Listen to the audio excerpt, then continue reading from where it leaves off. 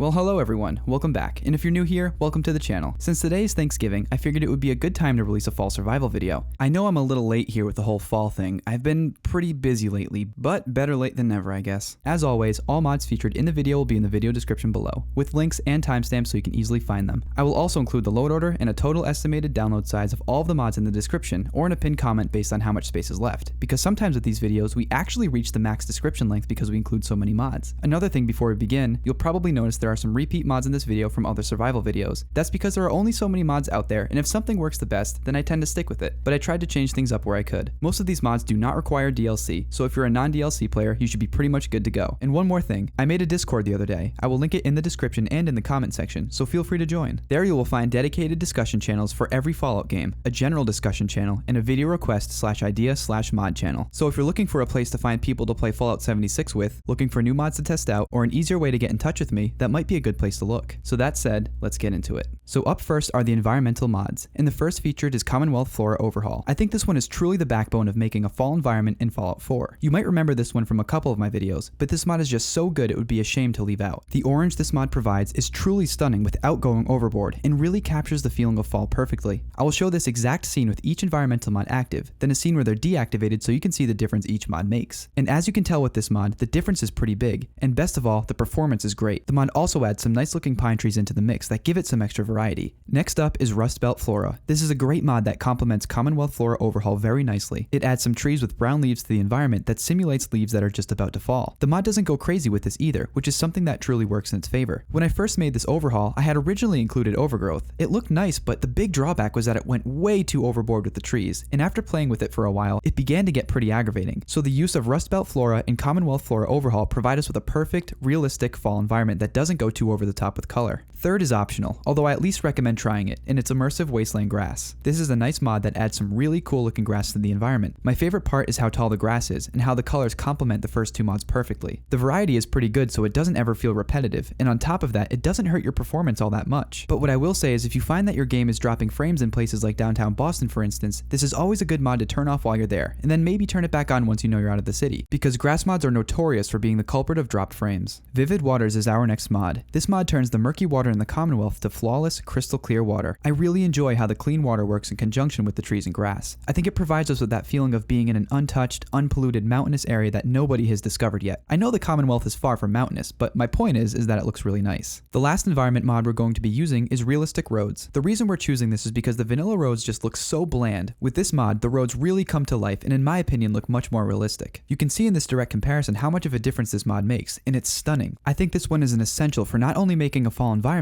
but for any playthrough. So let's get into weather. This is where we really start to make our fall environment come to life. The mod we're going to be using here is Natural and Atmospheric Commonwealth. This mod adds some incredible weather and atmosphere effects that are simply second to none. Fall weather usually isn't nice and clear, and I think this mod does a good job of making sure of that without getting ridiculous. My favorite part is how it desaturates everything just enough to give the environment a realistic touch. The other thing I really enjoy is how the author emulated fog to near perfection. Once you download the mod, you'll notice a pop-up right away like you're seeing here. Click NAC holotape, then click Launch NAC Default Climate, then click Yes. Once you do that, open up the holotape and go to Climate Settings, scroll down to Fall, then click Yes. Then within 12 in-game hours, your new fall climate will start to roll in. You can also adjust a ton of different settings with this mod, including interior and exterior brightness. I usually turn my interior brightness down one level, then turn darker nights to the first or second level as well, but it's really up to you what you feel like doing with the settings. As a follow-up, Visible Galaxy 4K is our next mod. This mod adds a really nice looking night sky to the environment and really makes the nighttime in the Commonwealth pop. The reason I said you might want to turn your nighttime brightness down a bit is to accentuate the night sky this mod provides, but again, that's up to you. Occasionally, if you're looking directly at the night sky while moving, the stars can get a little blurry in motion like you're seeing here. But you know, in the modding world, things are rarely ever perfect, so overall, I like what this mod provides. The last weather mod we're going to be using is a mod called Smoother Sun Shadows. Actually, you know, now that I think of it, I suppose it's not really a weather mod. Oh well. This is a small detail mod that I think is a must-have for any playthrough. The name speaks for itself. Sun shadows now move nice and smooth instead of moving abruptly every so often. It's a tiny mod, but a good mod that substantially increases realism. A good follow-up to that is Enhanced Flickering Firelight. This is another small detail mod that helps fill in the cracks. You can tell here in the direct comparison that the difference is small, but I truly think this mod enhances the way fire flickers in Fallout 4. I know it might seem a little ridiculous, but if we're going for immersion, we might as well go all out. Coming up next is a blood retexture mod called Enhanced Blood Textures Basic. This is another one that I've covered a few times, and again I apologize if some of these mods sound repetitive, but it's honestly really good at what it does and I won't run a playthrough without it. You can clearly tell there is a massive difference between this and the vanilla game. This mod adds the gore to the game that was desperately needed. So that will take care of all of our environmental, weather, and retexture mods. Now let's get into the rest. First up is one of my favorites from the entire list, and that's the torch and lantern. This mod is so cool, it lets us create various new lighting equipment at your chem bench. As the name suggests, there's a basic torch and lantern, but there's also a pumpkin lantern and an eyebot lantern. The mods basically take place of your Pip-Boy light, so you can toggle them on and off. I just love the way the torch looks. Not only does it give you decent visibility at night, but you can also swing it at people too. This mod goes well when you have your night set to a darker level, but regardless of how dark your nights are, I still think this looks absolutely fantastic. Coming up next is simple wasteland camping. Upon activating this mod, a book will spawn in the root cellar in the sanctuary. Just pick it up and you will be able to create a ton of different camping supplies at your chem bench. You'll be able to create things like sleeping bags, tents, fire kits, cooking pots, chairs, and much, much more. These items allow you to set up camp anywhere in the wasteland you'd like. You can even use the sleeping bags to sleep or use the fire kits with the cooking pot to cook, which is really cool because it adds an extra layer of immersion to the game and overall feels much more realistic. And the best part, you can just pick it all up again and get moving, except for the fire kits, so make sure you make a few of those when you can. A great follow-up to that is the mod Cooking with Gas. This mod adds some new recipes to the cooking menu, a couple of those being coffee or tea. It's cool because this mod makes use of some of those underused items in the game like melons and gourds. I think this is a great addition to the game and complements simple wasteland camping nicely. Just like the last mod, the next mod is also a great follow-up, and it's the mod Gone Fishin'. This mod is super cool. Once it's activated, you can craft a fishing rod at your chem bench. Once you do that, make sure to find a cooking station where you can make some bait out of boatfly meat. When you finally have your fishing bait and rod, make your way over to a body of water. Wield the rod, pull the right trigger to cast, and wait for a fish. Not only do you reel up various kinds of fish, but you also tend to pull in a fair amount of junk as well. You can cook these fish at any cooking station, or in my favorite case, the fire kit from Simple Wasteland Camping. This mod and the previous two are a great package. Up next is a mod called Makeshift Homes. This mod adds 5 unique hideouts to the Commonwealth, all of which you can use as an actual base if you'd like. The hideouts have beds, chem benches, weapon benches, armor benches, various items to loot, and more. I'll show you 3 of them here, but you'll have to find the rest on your own. The hideouts are all high quality, especially the Red Rocket gas station one. It's like a perfect recreation of the main menus. Okay, so I decided to group the next handful of mods together because they're all centered around clothing, and I think when trying to create a specific playthrough, like what we're doing here with the fall season, what your character wears can play a pretty vital role. So coming up first is the Rebel Flannels. There is no other piece of clothing that better represents fall, and this mod does an incredible job of bringing that into the game. The flannels this mod provides look really, really good. They come in all sorts of colors, my favorites being the green and orange. You'll notice that there are 2 types. There's one that says WG at the end, and there's one that doesn't. The WG one is a little buggy and will make your sleeves look bright purple like you can see here, but the ones that don't say WG work perfectly fine, and those are the ones I recommend using. These flannels look great with the gray knit cap and the various backpacks that I will get into in a couple minutes. Not only does this mod add great flannels to the game, but the flannels are actually part of an entire outfit that includes some really neat looking pants. This mod requires Armorsmith Extended, an armor and weapon keywords community resource to work. I won't be talking about AWKCR, but I will be sure to link it in the description. You will find the flannels in the Armorsmith workbench in the Outfits Rugged section. Overall, these flannels are a 10 out of 10. So we just mentioned Armorsmith, and it's basically a giant clothing mod that not only adds really cool clothing to the game, but lets you wear any clothing under any armor. It also lets you rename clothing, lets you modify clothing, and so much more. I can't really explain the entirety of this mod without taking too much time, so if you want to read all of what this mod has to offer, just refer to the mods page. Another thing I want to point out is that there are a bunch of gloves you can create with this mod that I think go really well with the flannels. You will see those under the hands gloves section. The file size for this is pretty big at over 200 megabytes, but I really think it's worth it so you can have access to the flannels mentioned in the previous mod, and also the ability to wear clothing under armor. Expect to see some clipping issues here and there, but hey, it's a small price to pay for some really cool customization. Next up is Backpacks of the Commonwealth. This mod is one of my all-time favorites. I've said this before and I'll say it again, but there is something about backpacks that really capture the essence of survival, and this mod is perfect for that. It adds 15 unique backpacks to the game that are fully integrated into the leveled lists, with over 50 workbench mods, 40 colors, a new location to explore, and more. All of the bags look super good, my personal favorite being the Outcast travel pouch.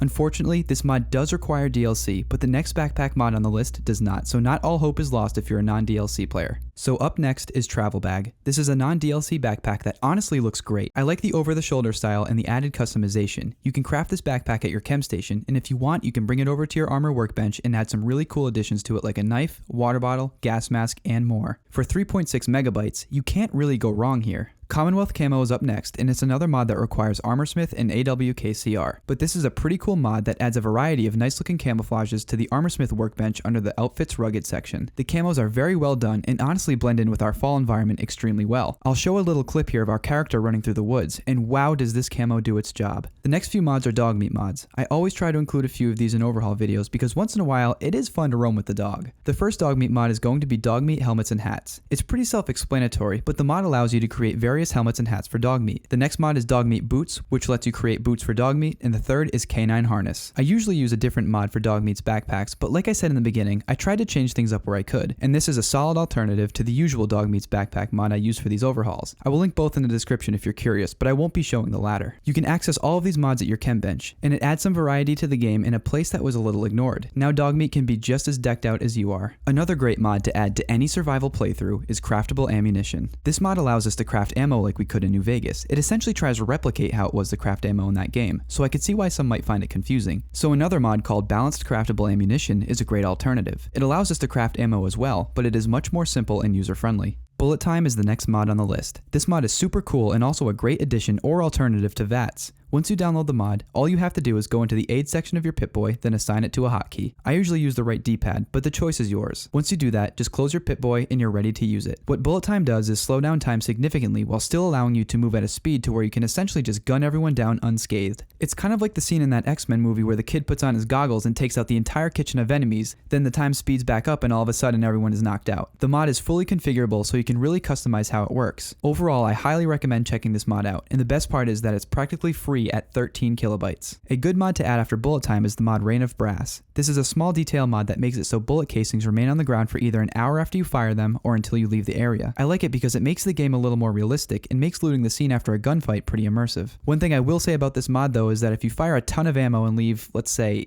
1,000 cases on the ground, this might end up hurting your FPS a little, so be sure to keep that in mind. Otherwise, if you're not using a ridiculous amount of ammo, you should be good. Up next is Realistic Sound. This is another small detail mod that essentially adds more reverb to the game, giving it a more, well, realistic feel. You can also configure the settings with this mod as well in the menu so you can really customize your experience with it. Overall, it's a good addition to any playthrough. Critical hits outside of VATS comes next. It's a nice mod because it allows you to score critical hits while not in VATS, which actually makes a lot of sense. This is yet another small detail mod that in my opinion greatly improves the gameplay. Throwable bullet casing is up next. This is a pretty interesting mod. It allows you to create empty bullet casings at your chem bench. You can then wield them and throw them near enemies to distract them. It's fun to mess with people sometimes, like throw a casing in front of them, then throw one behind them, then throw another one in front of them again and watch them freak out. But all jokes aside, this is a fun little mod that is not only effective, but fun to use. Weapon Drop Standalone is an amazing mod that I think is a must-have for any playthrough. What it does is it allows your character to lower their gun where combat isn't indicated. Like when you're talking, for instance. Like in the vanilla game, even when you're in a safe area like Diamond City Marketplace, you'd still have your gun aimed directly at the person's forehead, even in mid-conversation. That is totally unrealistic, but with this mod, that is no longer an issue. Now your character will automatically lower their gun when in situations like these, or when you haven't seen combat in a while. And if there's a time when the weapon isn't automatically lowered and you want it lowered, you can toggle it manually by holding reload. Toggle it once to lower the weapon, then toggle again to holster. Survival Options is up next, and it's a mod that lets you change nearly every aspect of survival in Fallout 4. You can change the rate in which you get tired, hungry, thirsty, lets you tweak incoming and outgoing damage, allows you to quick save, and so much more. I highly recommend using this because now you can play survival exactly how you want to. Realistic Ragdoll Force is up next. It's another one of those mods that I highly recommend using 100% of the time. It fixes the physics of when you kill people, so now they normally just slump down, instead of maybe flying like 20 feet in the air like what happens in the vanilla game once in a while. Though it's funny when that happens, it's just not realistic, and this mod definitely improves that. Realistic Headshots is another good throw-in for an immersive playthrough. With this mod active, enemies' heads are no longer bullet sponges and will now usually die in just one shot. I believe the author set headshots to be 20 times the normal damage, but be careful, because this also applies to you. Moving on, we have Realistic Insects Health. I don't know about you, but it drives me insane when I have to empty an entire magazine of ammo into a bug. Let's say we're fighting some insect. Not only can I hardly hit the thing if I'm not in VATS, but it also doesn't make any sense how they can just absorb round after round. This mod changes that so most insects die in just a couple shots. If killing insects drives you crazy, this might be a good mod to look into. Our next mod is Timestopping WATS. Again, another mod you've probably seen before if you've been around the channel for a while, but I really swear by this mod. This mod turns VATS back to what it originally was and should be, a complete stoppage of time so you can pick and choose where and when you want to shoot. I can't tell you how many times the slow motion VATS made me rush decisions that ended up backfiring because I didn't think the decision all the way through. Now this is no longer an issue. Fallout is supposed to be a role-playing game, though I can understand streamlining it a bit to make it more of a shooter, but there is still no reason to force players to rush decisions. In my opinion, this mod greatly improves the RPG aspect of this game, and highly recommend recommend giving it a shot. And while we're on the topic of streamlining, let's get into our next mod. Full dialogue interface is up next. I was not a fan of the abbreviated responses we were given in the vanilla Fallout 4 game. To me, it was totally unnecessary to do something like that. With this mod, this has changed back to how dialogue used to be. Now you can see everything you're about to say to somebody instead of being presented 2 or 3 words to where you practically had to guess the ending of the sentence. This is the English version, but there are other languages available for this if you speak a different language. Give Me My Bottle Back is up next. In the vanilla game, there was this super unimmersive feature where if you had a bottle of water and you drank it, the bottle would just disappear and you would have to go find a new one. That made no sense to me, and apparently to the author of this mod as well. Just note that, let's say if you use a beer bottle to fill with water, once you drink it, it will go back into your inventory as an empty Nuka-Cola bottle. It's obviously not a big deal, it's just the way the mod works. The last mod before we get into a few guns is going to be the mod NPCs Travel. This mod is nice because it populates the Commonwealth a bit more without going overboard. It adds over 300 new NPCs to the Wasteland that travel to over 400 locations. Some of the NPCs include scavengers, hunters, super mutants, Minutemen patrols, adventurers, and so much more. You can fight them, talk to them, trade with them, or just ignore them if you ever so choose. So for guns, like I always do, I will show you a couple here, but mostly just list them because there are too many to show individually, and truly, it's up to you what guns you decide to use. But for this playthrough, I've been using the Colt Python, Hunting Shotgun, MP40, Crude Blowback, Mosin Nagant, and AK-74M. So because we just downloaded a ton of mods, you might be experiencing some FPS drop here and there. Like I said in the beginning, if you're using a grass mod, sometimes it's just best to disable it in cities, then re-enable it when you're out of them. But if that isn't cutting it, there are 3 main FPS improvement mods that I find work very well. The first is Reduced Grass Density, which reduces the density of grass to practically nothing. Disable God Rays, a mod that does exactly what it says it does, and disable Lens Flare, another self-explanatory one. It's not always a guarantee that your frames will dramatically improve, but I can assure you that they are the best at what they do. They sort of hurt the immersion a bit, especially Reduced Grass Density, but I always say it's better to have a game that runs smoothly than a game that might look a little bit better but runs choppy. So before we end the video, I want to throw in a couple optional game-changing mods that you might find interesting. I'm just going to mention them here as they're more for your own curiosity, so if you're looking for mods that make the game substantially harder, these mods might be worth reading up on. The first is The World is Dying. You'll need to start a new game for this to work, but it makes the game extremely hard. Resources like ammo and healing equipment are very hard to find, leveling takes way longer, and carry weight is dramatically reduced. The other mod I want to share is Immersive Gameplay 5. This one differs from the last one by you being able to start in a basement stocked full of ammo, but the reason it's like that is because you absolutely need it. Then when your supply runs low, things will get tough. Of course, those are very brief summaries of those mods, but like I said, if you're looking for a challenge, they might be worth checking out. So that will do it for creating an immersive fall survival playthrough for Fallout 4. I hope you all enjoyed, and if you did, be sure to leave a like as it's the easiest way to show support. And if you're not already, be sure to subscribe for more content just like this. As always, if you have any ideas for future videos, just let me know in the comment section, or that new fancy Discord, and I will try to make it happen. And of course, credit you for the idea in the video. See you next time. Thanks for watching.